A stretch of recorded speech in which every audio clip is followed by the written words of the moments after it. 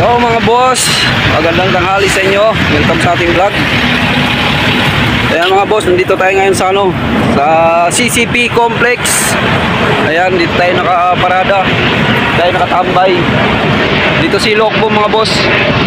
Kasi nag-aantay kami ng pila.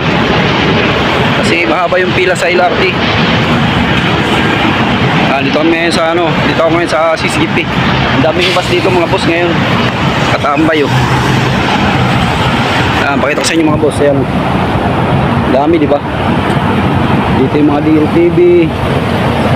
Lahat nandito mga boss. Dito yung parkingan ng mga mga bus.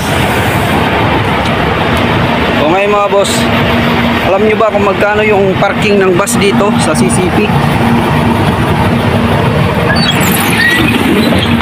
So ang parking ng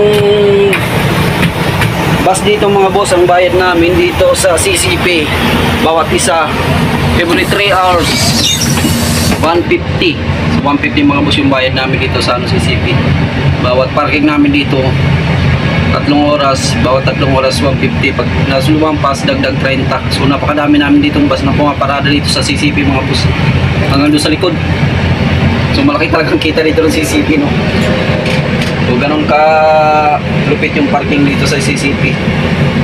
Ang laki ng income ng parking dito, 150 bawat bus, tapos pabalik-balik lang kami dito. So kaya laki ng kinikita ng dito, laki ng kinikita ng parking dito. So yun mga boss, alam nyo na kung magkano yung parking dito sa CCP. So dito kami niloko ngayon kasi nga pipila tayo sa LRT.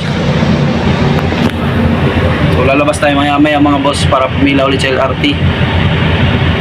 Kasi doon tayo mamaya pipila.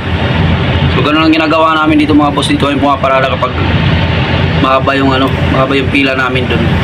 Dito kami nagtatambay muna, tapos nag-aantay ng tawag.